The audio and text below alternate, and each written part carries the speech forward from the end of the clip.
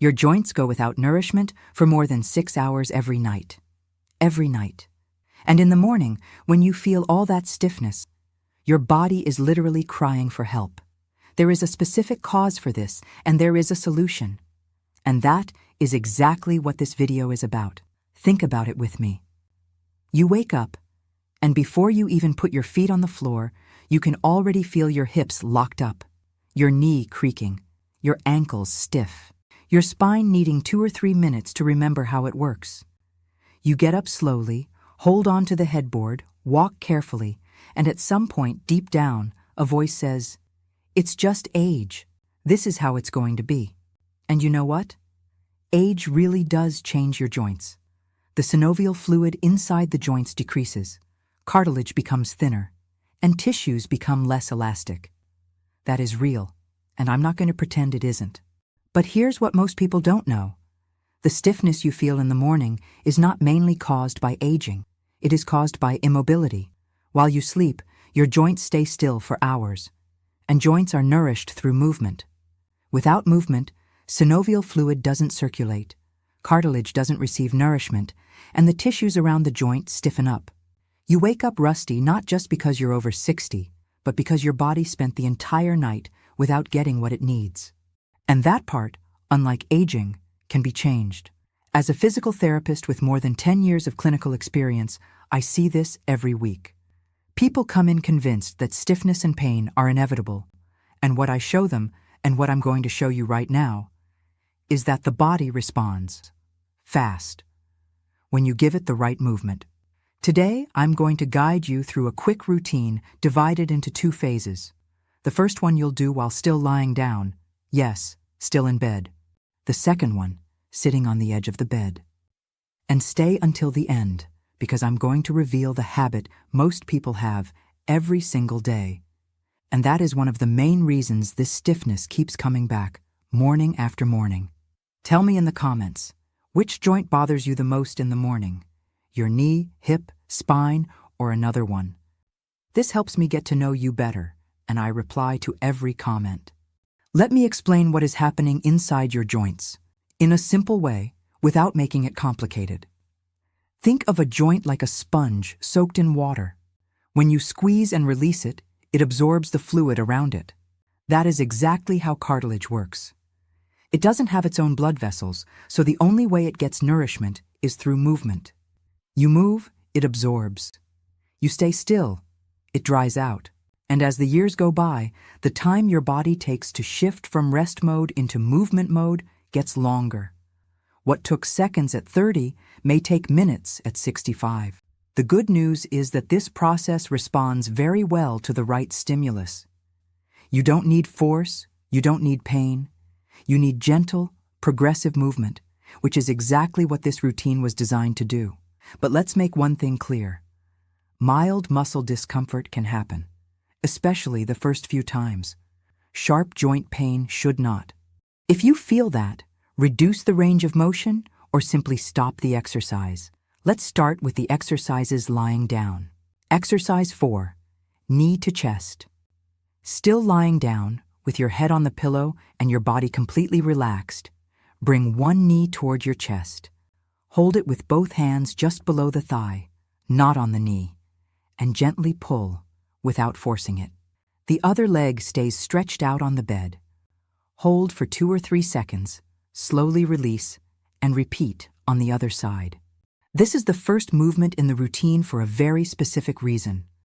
When you spend the night lying down, the hip joint stays locked in a neutral position for hours. The muscles around it, especially those in the lower back and the hip flexors, shorten, compress, and build up tension.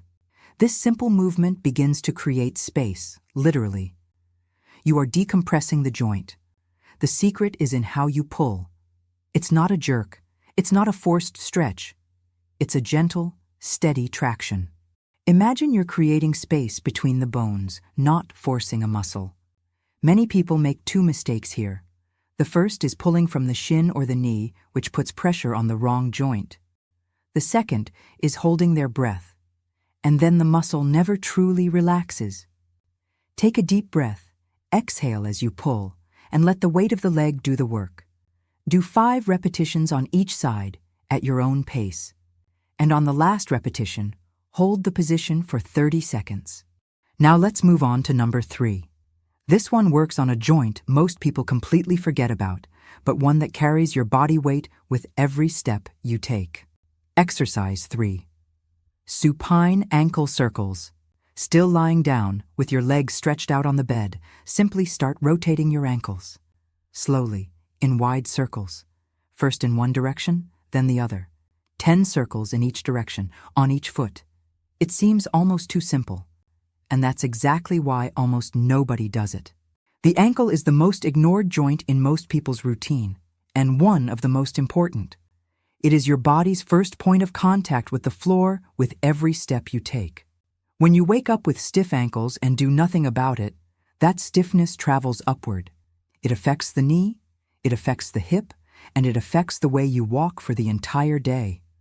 And as the years go by, circulation in the feet and legs naturally slows down during rest. These simple circles are already enough to reactivate that circulation before you even put your feet on the floor. Be careful not to move only your toes without truly involving the ankle. 10 circles in each direction with both feet. If you feel a slight tingling or warmth in your feet, that's a sign that circulation is coming back. And that is exactly what we want. Now number 2. This one is my patient's favorite, and you'll understand why as soon as you start doing it. Exercise 2. Supine spinal twist. Still lying down, bend your knees and keep your feet resting on the bed.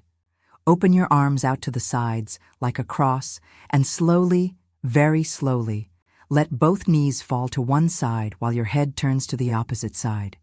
Don't force it. Don't push. Just let the weight of your legs guide the movement. Hold for 3 or 4 seconds. Take a deep breath and return to the center. Then repeat on the other side. Your spine spent the whole night in an almost static position.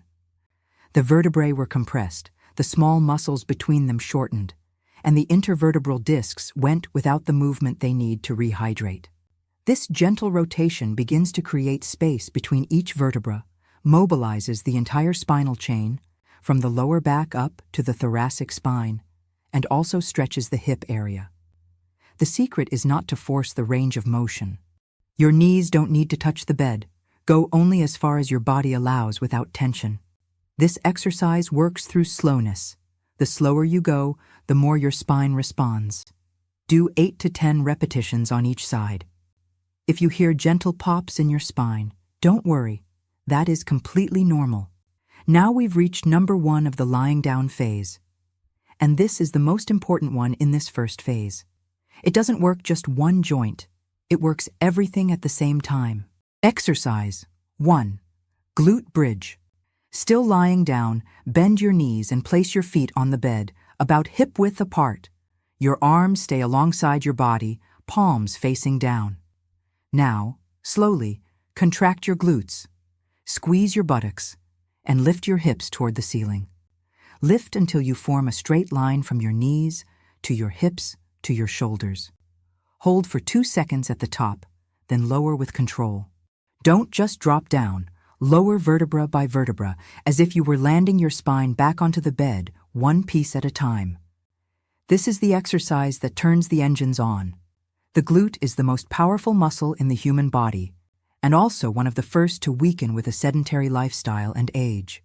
When it's weak, everything around it compensates.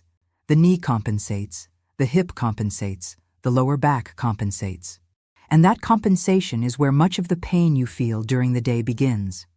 The secret is contracting before the movement. Before lifting your hips, squeeze your glutes. Don't lift and then contract. Contract first, then lift. That difference may seem small, but it completely changes which muscle is doing the work. If you struggle with it, start with a smaller range of motion. Lift only as high as you can while keeping the glute contraction without arching your back. If you want to progress, hold for 3 to 5 seconds at the top before lowering. Do 12 repetitions, 2 sets. Rest 30 seconds between sets. Mild muscle discomfort in the glutes and the back of the thighs may happen. That's a sign the exercise is working. Sharp pain in the knee or lower back should not. Very good. The lying down phase is complete. Your hips are open, your ankles are awake, your spine is mobile, and your glutes are activated. Now sit on the edge of the bed, and in the seated phase, we're going to connect all of that to the real movement of your day. Exercise 4. Spinal flexion and extension with arms reaching up. Sit on the edge of the bed, with your feet flat on the floor and your hands resting on your thighs. Keep your spine upright and your shoulders relaxed. Now, slowly, lean your torso forward. Let your head drop, round your back, as if you were rolling your spine vertebra by vertebra toward the floor. Go only as far as feels comfortable, without forcing it. Then, with a deep breath, reverse the movement. Unroll your spine from the bottom up, straighten up, open your chest, and reach your arms toward the ceiling, stretching everything. Feel the space opening up in each vertebra. Hold for 1 second at the top and repeat. The intervertebral discs work like small cushions between the vertebrae. And just like the cartilage in your joints, they are nourished through movement. This alternating flexion and extension creates a kind of pumping effect. When you round forward, you gently compress one side of the disc. When you extend, you compress the other.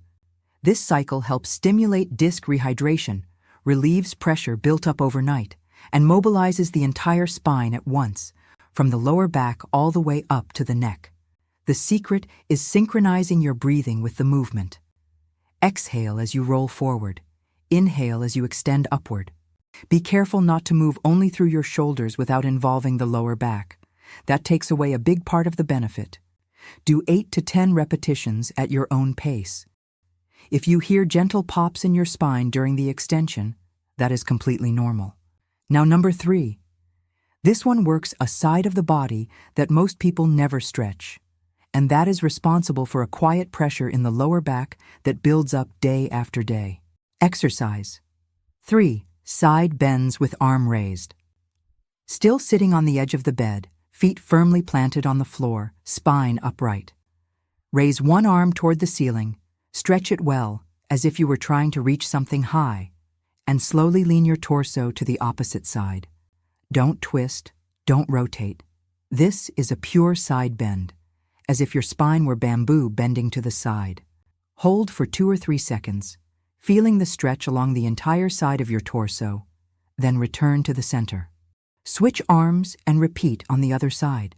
There is a muscle chain that starts at your hip, runs up the side of your torso, passes through the ribs, and reaches the shoulder.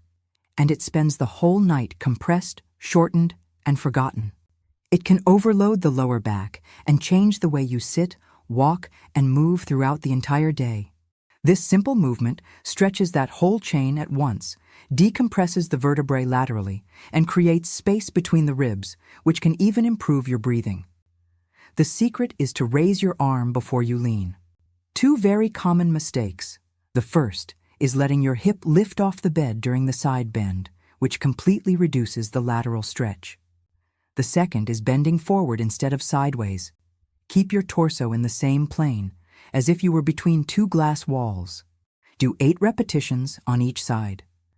If you feel an intense stretch along the side of your torso or around your ribs, that is exactly where you should feel it. Now, number 2, a muscle most people have never heard of, but when it gets tight, your lower back pays the price every morning. Exercise 2. Seated hip flexion. Still sitting on the edge of the bed, spine upright, feet flat on the floor. Lift one knee toward your chest, using only the strength of your leg without help from your hands. Lift slowly, hold for 1 second at the top, and lower with control. Don't let the leg drop. Lower it as if you were resisting a weight. Then repeat on the other side. One side at a time, alternating. This exercise works the psoas, a deep muscle that connects your lower spine to your femur, passing through the front of the hip. When you spend too much time sitting or lying down, the psoas shortens. The secret is keeping your spine truly upright during the movement. Sit tall, almost as if someone were pulling your head toward the ceiling. One very common mistake is using your hands to help lift the knee, which completely removes the muscle activation. Do 10 repetitions on each side. If you feel intense work in the front of the hip and the lower abdomen, that is exactly the right spot. Now we've reached the final exercise, number 1 of the seated phase, and the most important one in the entire routine. This is the movement that will connect everything you've done so far with the moment you finally stand up and start your day. Exercise 1. Half squat before standing. Still sitting on the edge of the bed, feet flat on the floor and hip width apart. Lean your torso slightly forward. Don't round your spine. Lean as one solid block from the hips, and begin shifting your weight into your feet as if you were about to stand up. But don't stand up all at once. Rise slowly, controlling every inch until you reach halfway, knees still bent, hips halfway through the movement, and pause. Hold for 2 seconds, then lower back down to the bed with the same control. Rise again, pause halfway, lower down. After a few repetitions, complete the movement and stand up for real. This exercise exists for a very specific reason. Getting out of bed or out of a chair is one of the most demanding movements of the day for your knees, hips, and spine. And it is also the moment when many people feel pain. What this half squat does is prepare all these structures for that demand before it actually happens. You are warming up the quadriceps, activating the glutes you just worked during the bridge, stabilizing the knees, and teaching the body to distribute load correctly. It is the bridge between the routine in bed and the real world outside. The secret is keeping your knees aligned with your feet throughout the entire movement. They should not collapse inward or open outward. They should follow the direction of your second and third toes. 2 very common mistakes. The first is letting your torso fall forward, overloading your lower back instead of working your legs. The second is lowering too quickly on the way back down. It is exactly during this controlled lowering phase, called the eccentric phase, that muscles become stronger and joints become more protected. If you need support, place your hands on your thighs or lightly hold onto the headboard. No shame. Support doesn't take away the benefit, it just makes the movement safer. When you feel more confident, try it without support. Do 8 to 10 repetitions. Rest, and on the last one, complete the movement and stand up. Muscle discomfort in the thighs and glutes may happen. That's a sign the right muscles are working. Sharp pain in the knee or hip should not. And that's it. You've just completed both phases of the routine. From stiffness to mobility, still inside your bedroom, in under 10 minutes.